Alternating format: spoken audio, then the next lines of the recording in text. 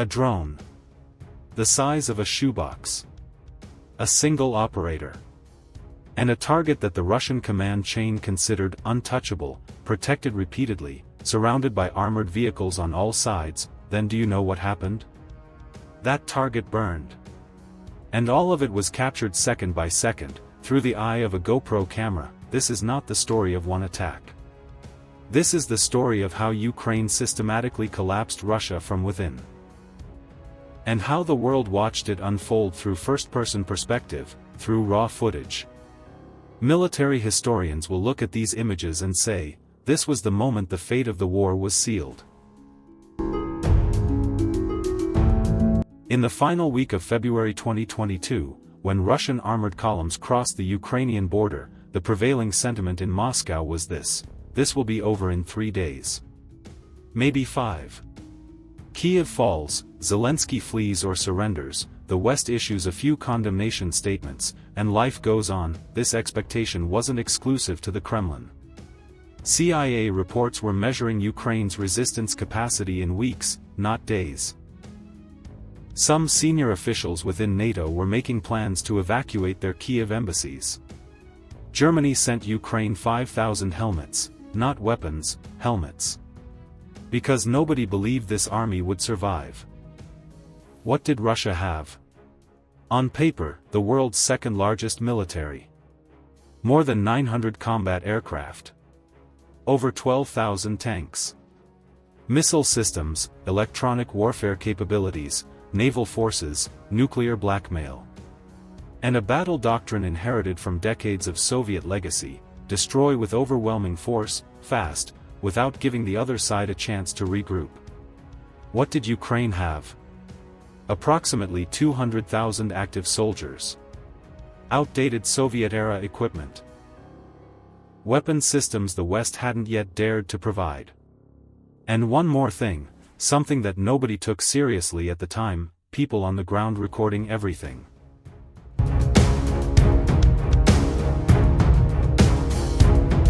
Throughout the history of warfare, whoever controlled what was said about the battlefield always prevailed. Napoleon's battles were reconstructed by painters. World War II was shaped by propaganda machines. Vietnam was rewritten by images seeping into American television sets.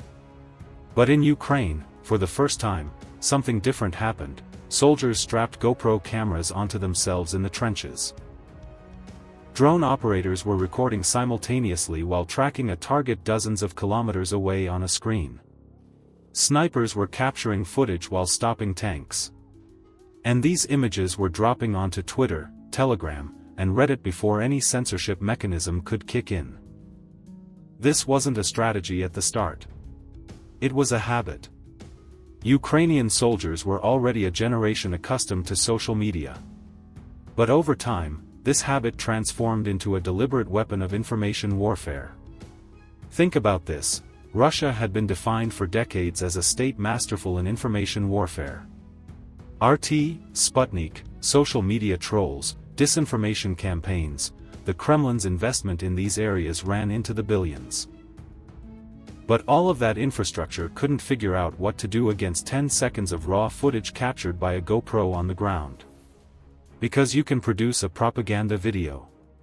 But manipulating raw footage coming from the other side's own soldiers is far more difficult.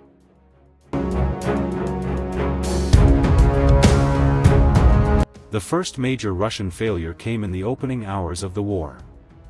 Hostomel Airport, just north of Kyiv, a strategic point. According to the Russian plan, air forces landing there would establish a base for heavy equipment that would open a ground corridor to Kyiv. And they did land.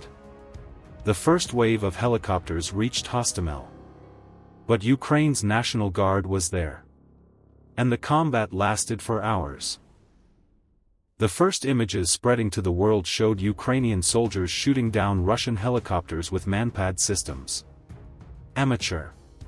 Shaky. But indisputably real. What did these images do? 3 things. First, they delivered the message, Ukraine is resisting, to Western public opinion.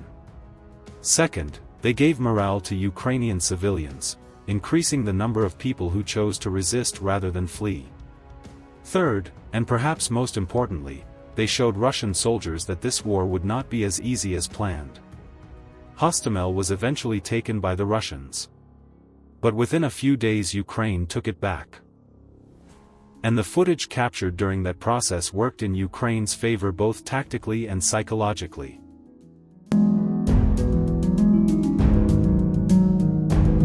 March 2022. Ukrainian social media was flooded with a single name, Bayraktar. Footage of Turkish-made TB2 unmanned aerial vehicles striking Russian armored vehicles and logistics convoys rapidly circulated in global media. These weren't just war images, they were building a narrative: cheap, accessible technology can defeat expensive and heavy Russian hardware. The reality was somewhat more nuanced. Bayraktars began taking losses as Russian air defense systems came online. Their use became more limited as the war progressed. But the impact they created in those first weeks was not purely military, it was psychological and diplomatic. Western governments began feeling pressure from their publics watching these images. The question, "Why aren't we doing more to help?" began echoing through parliaments. The viral spread of drone footage directly accelerated weapons aid decisions. Emphasize this: footage shot by a TB2 influenced a senator's vote in Washington. The war was now being won and lost not just on the battlefield, but on screens.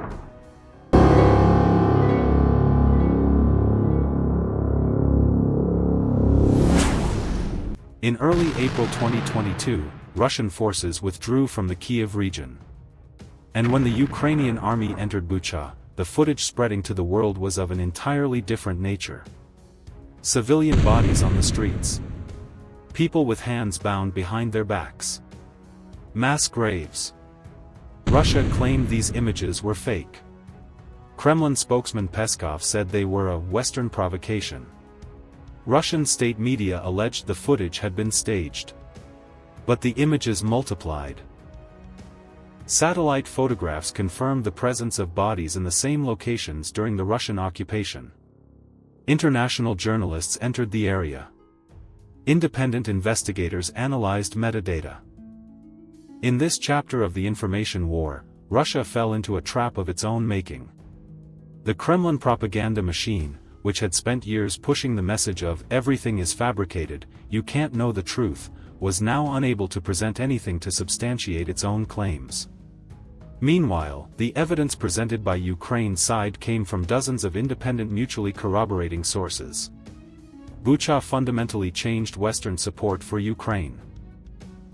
The EU imposed additional sanctions on Russia. Germany set aside its reservations about sending heavy weapons.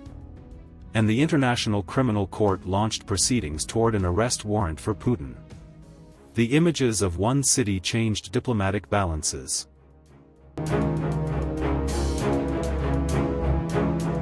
The Moskva cruiser, flagship of Russia's Black Sea Fleet, was struck by Ukraine's Neptune missiles and sank.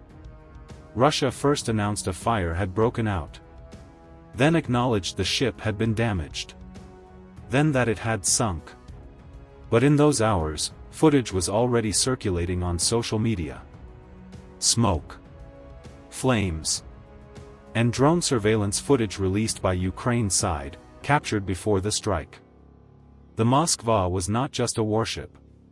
It was a symbol of the 2014 Crimea annexation. The most tangible expression of Russian naval power in the region.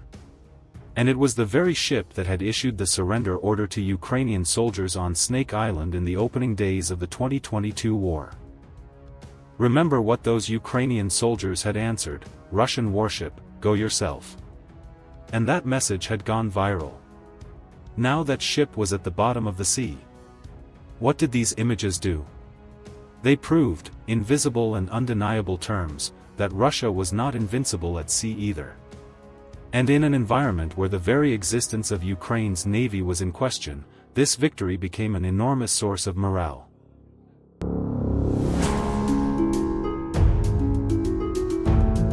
In the latter part of 2022 and throughout 2023, a new type of weapon came to dominate the Ukrainian front: FPV drones.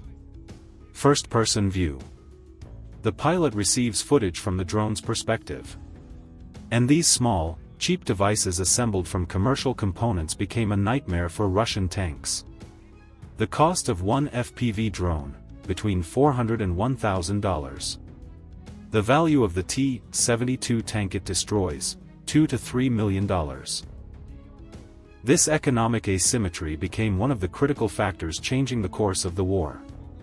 While Russia continued producing tanks and armored vehicles, Ukraine began manufacturing FPV drones by the thousands. Volunteer organizations bought drones with donations. Civilian engineers set up drone development workshops at the front. And the footage these drones captured, tanks exploding, positions being destroyed, small bombs falling onto soldiers in trenches, continued to be watched around the world. The strategic significance of this footage was this: every viral FPV attack video triggered a new donation campaign in the West. Because viewers saw, a lot is being accomplished with a little money.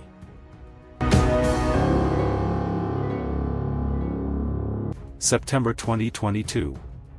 Ukraine launched a major counteroffensive in the Kharkiv region. Within days, Russian forces were forced to withdraw from the area. Izium, Kupiansk, Balaklia, recaptured one after another. The most striking dimension of this operation was in the visual documentation. Ukrainian soldiers were filming as they entered recaptured towns. Abandoned Russian positions. Weapons, vehicles, ammunition left behind. And at times, personal belongings left in the rush to flee. Photographs, letters, food. These images demolished Russia's narrative of controlled withdrawal. Because in a controlled withdrawal, soldiers take their vehicles, heavy weapons, and position materials with them. Everything left behind here was documenting panic. The recapture of Kherson in November 2022 offered entirely different images: elderly women weeping in the streets, children saluting the Ukrainian flag, and people who had lived under Russian occupation for years, embracing Ukrainian soldiers. These images didn't influence strategy, they influenced hearts. And that influence on hearts became the most powerful tool for keeping Western public support alive. By mid-2023, another series of images attracting as much attention as those from the battlefield emerged, from inside Russia. Wagner Group founder Yevgeny Prigozhin began speaking to frontline correspondents. He shot videos. And in these videos, he directly targeted the upper command of the Russian military. He accused Shoigu. He criticized Gerasimov. He complained about ammunition shortages. These images were a disaster for Russia in terms of internal information control. Because Prigozhin was known as someone close to the Kremlin. But what he had seen on the battlefield had compelled him to speak. And in June 2023, the Wagner column marched toward Moscow. It lasted a single day. Prigozhin went to Belarus. 2 months later he died in a plane crash. But that day's footage, Wagner tanks advancing on Russian soil, exposed to the world that the Kremlin's absolute internal control was an illusion. And these images pushed the question, is Russia collapsing from within, straight to the top of the global agenda. Throughout 2023 and 2024, Ukraine's drone strikes began reaching deep into Russia. Drones arriving as far as Moscow's suburbs. Munitions hitting buildings near the Kremlin. And footage of these strikes came from entirely unexpected sources: Russian civilians. Muscovites, upon hearing explosions in the middle of the night, began pulling out their phones and recording. These images dropped onto social media. The Russian government tried to delete them. But the internet had been archived. Was this a strategy? Both yes and no. Ukraine acknowledged that the purpose of these strikes was to put Russia under psychological pressure. But it was also testing how long Russia could keep these attacks quiet. The answer was clear: it couldn't. Its own citizens were recording. At this point, honesty is required. Because the war doesn't fit into a single narrative. Bakhmut. Urban combat lasting nearly a year. Ukraine suffered enormous losses defending the city. Eventually it withdrew. Prigozhin declared it a victory. Avdiivka. Russian forces took control of the city in early 2024. These losses were the pressure points in Ukraine's narrative. And GoPro footage here presented a different picture: destroyed buildings, exhausted soldiers, commanders signaling ammunition shortages. Ukraine's information strategy was tested at these points. But something needs to be recognized: Russia was only able to secure these victories at enormous cost. The price paid for Bakhmut was, according to military analysts, disproportionate to the tactical gain. Every captured kilometer meant dozens of tanks and hundreds of soldiers. And these losses were also recorded. Not by Russia, but the destroyed vehicles and drone footage were counted by independent sources. The Dutch defense analysis platform Oryx tracks only visually confirmed losses. As of 2024, Russia's visually verified losses: more than 3,000 tanks, over 7,000 armored vehicles. These figures are not an argument. These are data compiled from GoPro footage.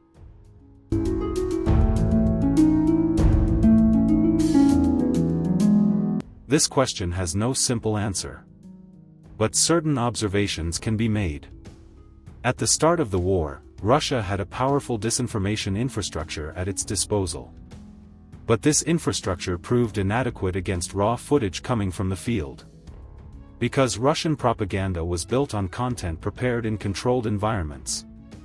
Ukraine's images appeared chaotic, raw, real. And that sense of reality created trust. Beyond this, Ukraine's access to Western media was far easier. Zelensky's daily video addresses were reaching world leaders. The Ukrainian Foreign Ministry's social media strategy was more sophisticated than many commercial companies. Russia focused on managing its own domestic public opinion. And it partially succeeded. Support rates for the war within Russia remained relatively high. But on the international public opinion front, Russia lost this war.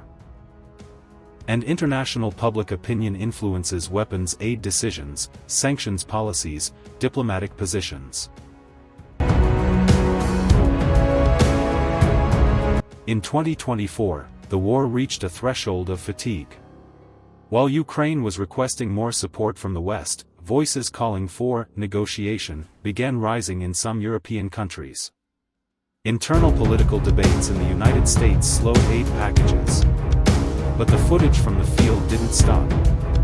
Ukraine's cross-border operation into Russia's Kursk region, August 2024, shocked the world. Ukrainian soldiers were advancing on Russian soil. And the footage documenting this, once again, came from the field. The strategic purpose of this operation was debated. But its psychological impact was not.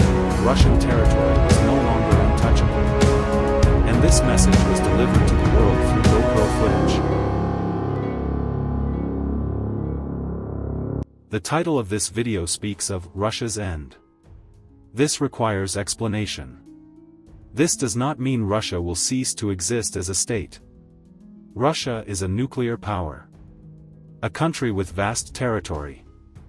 And this war does not threaten its existence. But Russia's end is being used in this sense, the end of the image of an invincible Russia that Putin constructed.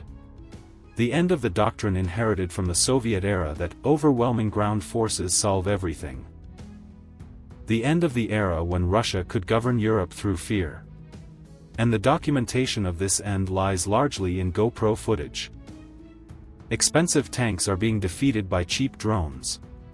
Decades of military infrastructure is being neutralized by FPV devices produced by civilian engineers. And all of this is being captured second by second. If you want to assess an army in terms of military effectiveness, the question to ask is not, how expensive is their equipment? The question is, how effective are they proving on the field? Russia's answer was made unmistakably clear in Ukraine.